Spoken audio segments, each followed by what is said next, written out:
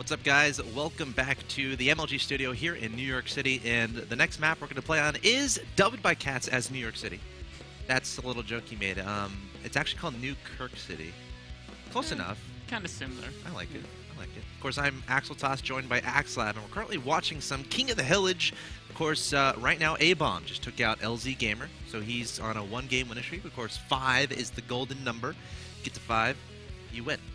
So you win the King of the Hill. You were declared the victor. So Catz is going to be the challenger from Root Gaming. And let's see. Ready? They ready to go? Well, we're going to set up. You know, one thing I thought that was really neat about the last game is that we talk about how Mutas can be such a great harassing tool. And if we look at what Abomb had, he had nothing to defend ever. He never had a single photon cannon, a single stalker, nothing to defend. But the reason why I think he felt comfortable doing that is because that recall. He was saying, you know, if the mutas come to bother me, I can recall back. And that's a really cool way to make HoTS Realm a little bit of a faster-paced game, is just having an extra maneuverability option. Yeah, I agree. And, like, there's an interesting... I wish you could have more than one mothership rule. That'd be cool. Because, like, as a Protoss, when you're doing pushes like that and then a counterattack happens, like, Protoss is all about timings. Like, if you hit fast and your Zerg opponent isn't prepared, you're going to do a lot of damage and potentially win the game. But, of course, if your opponent decides to counterattack, you have to make the decision, okay, do I continue with this timing, or do I pull back all my units to defend against this push, giving the Zerg more time, you know, to prepare defenses, to get ready for this push that now they know absolutely is coming. And that's a tough choice. Yeah. But it is nice to at least have that option to recall back. And instead of in Wings of Liberty, you got across the map and they counterattack, you're like, well, guess my base is dead. So it is kind of a cool little addition there, giving you a few more options. Yeah, I know.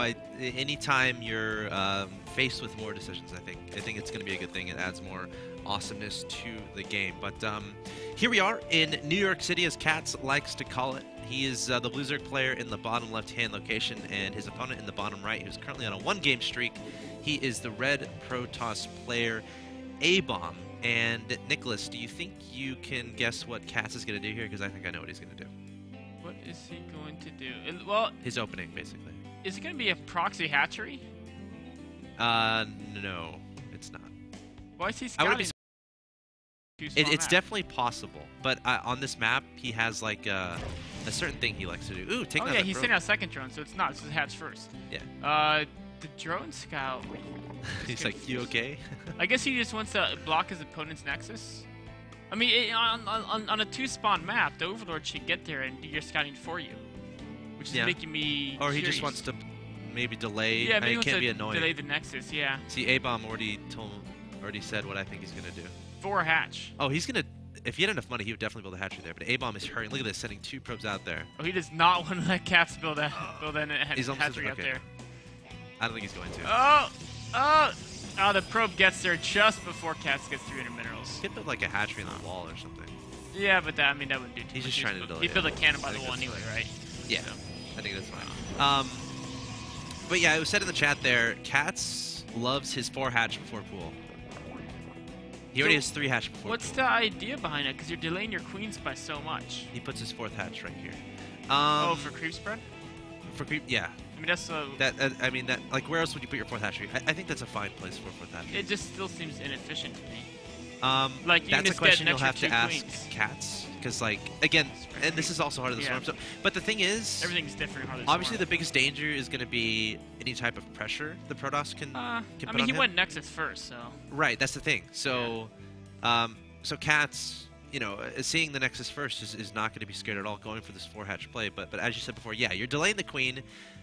But yeah, I mean, the creep spread, like, there's a lot of things back and forth. I mean, Catz, I think, would have a great answer for you, but I think it's a theory. Well, it's also stylistic. There's a lot of things, like, even Korean players, even when they proved that, you know, the gas cancel wasn't really worth it, a lot of people still like to do things just to, like, put their own little style in the game, because if is he going 5 hatch if it's inefficient, maybe he is. If it's inefficient, but it's not super inefficient, it's okay to do it, right? Just because you don't lose too much, and then you can kind of put your own little style mark to the game. Yeah. Oh, he's just searching for proxy abilities and whatnot. Okay. It's just his money went over 200 for a bit. Yeah, and well, look what Abomb did. Oh, bastard. Okay. And that's why he was looking for proxy gateways, because he saw the late gas in the main, and he thought there must be a bunch of gateways proxied, you know, to run some zealots at him. But instead, he actually just took a Nexus before he even took any gas. So both these players really just kind of gearing up their Nexus/hatchery production. Maybe they made a little mini game mode race, whoever gets 10 main buildings first. I like it. I mean, there's obviously a threat if a bunch of lings are made here from Catz. Could potentially do a lot of damage to that third, but a cannon's already going up.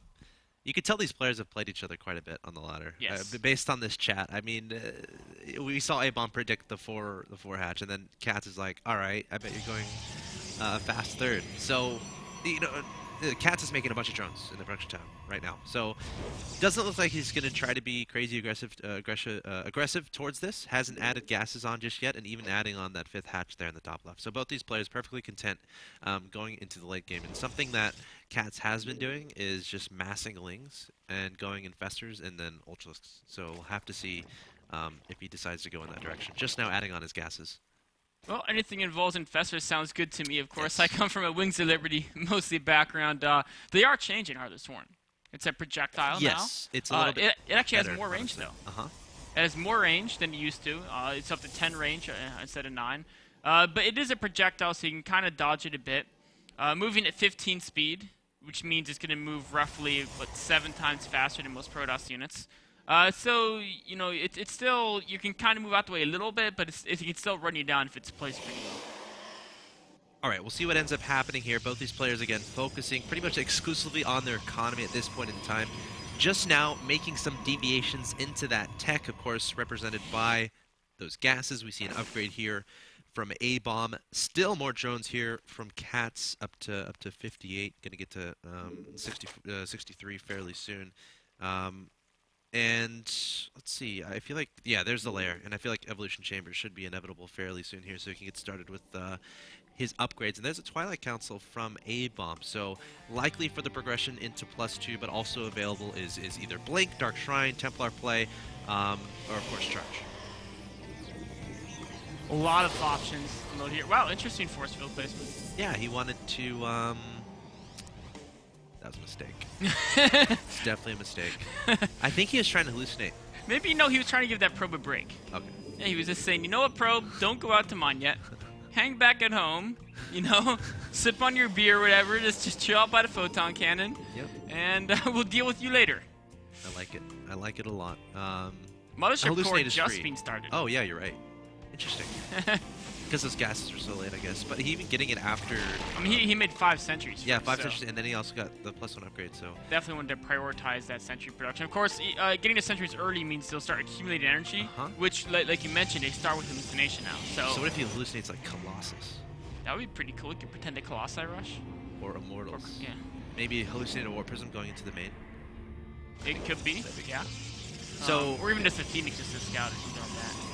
So fourth going down here for Abomb, and now that this Mothership Core is out, he could theoretically start being aggressive a little bit. And we see Catz here going for plenty of upgrades. We got 3 Evo chambers. It's like watching Savior from Trudor right here. Just takes 5 bases, a billion hatcheries, gets all 3 Evo chamber upgrades, gets dropped, gets high. It's everything at once. Yeah. And as long as he stays on their tech for a while, it's going to be, we're going to go with the Neo Savior, Heart of Swarm style play. Something like that. This is just pretty crazy. Love it. I absolutely love it. I don't even know how to analyze this type of play. It's like, oh, I'll just do everything. And it's okay because my opponent's trying to do everything too. It's like a mutually agreed upon, don't attack each other. No rush 20 minutes, or no rush 10 minutes, I guess, something like that. Yeah, mutual greed. Mutual greed. Yeah. That's a good way to put it. And both these players playing pretty much the exact same way, being crazy with greed. And now Catz is making plenty of roaches. He's got some Hydras in that production tab, but we do have Storm on the way from Abomb. Abomb asking to be punished. Yeah, Storm has a lot of utility at this point in time, especially with that Storm. Of course, you can feed back the investors, and Storm is really good against Lings and Hydras. So we'll have to see if he starts warping those in, and if he can defend this little attack here from Catz. Catz really wanted that pylon. Yeah. He's like, you know what? That is my pylon to kill. takes it down without a Got it. problem. Is Catz going to get that Hydrotus upgrade? That's going to be interesting to see because that'll help so much against Psystorm. It's something that in Broodor, once players got the Hydrotus speed upgrade, the top Broodor players are so good at dodging storms that they could actually sometimes beat a template competition with just Hydrotus, just from absolutely stellar micro. Yeah, you have to be, you actually have to micro your Hydras. It's just pretty non-existent. Please Liberty considering how slow the Hydras are. Ooh. We're going to have a little drop. Also interesting to note, these Roaches don't have speed. They do not. They're just now started it. Oh, it's a new... Oh, the one next to it, I was like, Roach speed is a new color, and then I realized that was actually the Roach... or the Hydra speed upgrade. Looks just like the Roach speed upgrade, but a little bit different. Abomb is not going to know this is coming. Yeah, but he has some Mothership Core, right? It's not with his army, though. You're right. So he can put the thing on a Nexus that makes it like Photon Overcharge. There you go. I like the thing. I like it. It's a good ability. You should be in charge of renaming things. I'll just call everything the thing. They'll turn into rocks and be like the superhero. All right, here we go. Catz landing a bunch of Lings, Roaches, and Hydras into the main base of his opponent. What does Abomb do here to defend? The Mothership Core not moving just yet. We also have a Warp Prism going into the main base of Catz. This could be game. Probes are dying, and also an attack into the top right involving Infestors. And of course those infested Terrans. He's dropping stuff everywhere. Yeah. And he's attacking the top. This is like a 4 kill at the same time. The entire minimap's blinking white. Yep. Which is weird because it should be blinking red. He's already red, so it blinks white when everything's dying. Yep. But the main's done. And everything's gonna die. All the probes in I guess the 4th are done, and the 3rd's done as well. So he's gonna be on one base. But at the same time, there's some Zealots doing some work over in Catz's main. 17 Hydras in production, though. Should be able to shut that down, I would imagine. Wow, there's actually 2 War Prisms here from Abomb. Not going to be able to utilize that as much as he would like, because he's down to 103 supply. He's down to 23 Harvesters. His 4th is dead. His main base is dead. And now there's pretty much nothing left to do but push, I guess. Because if you're going to try to... I guess he can play defensive and just have 6 Storms, but again, not the most mobile of compositions, so Catz can just utilize dropping and multitasking once again, just to tear Abomb apart. He has one of these conundrums, because his opponent has a ton of Roaches, Hydras, and Infestors, and he's only at 100 food, so he can't push because his army's too weak. Yeah. But then he's also seen his opponent as a hive and 4 bases, so he can't not push because then he'll lose the game as well. So... I think he just got to kind of... Oh, DTs. Brilliant. Ah, you're right. Win behind Dark Shrine. Oh, yeah, there's one down. Cool. That's pretty much... He has to hope these DTs can do massive damage, and then maybe they can reset Catz and he plays defensively. It's Spore Crawlers, though. Yeah. Spore Crawlers... yeah. Spore Crawlers, by the way, do not require Evo Chambers anymore, but Catz made 3 of them, so... It doesn't really matter for him, but yeah, these Dark Templars pretty much gonna do nothing. And that was Abomb's way back into the game. But now he's gonna try to do a push up to the 3rd of Catz here. But I think Catz should have enough. He has a ton of Psystorms. Yeah. Unfortunately, that's pretty much all he has. So when Ultralists aren't that affected by Psystorm, of course, I mean, I think Catz could defend this with like just Infestors, throwing Infested Terrans or something like that. He's got so many units, even setting up a flank just to make it even more worse. Sentries try to tank the Ultralists. Yeah. That didn't work out so well. And there's the GG from Abomb. So Root No Cancer, aka Catz, his name is Root No Cancer because he's trying to quit smoking.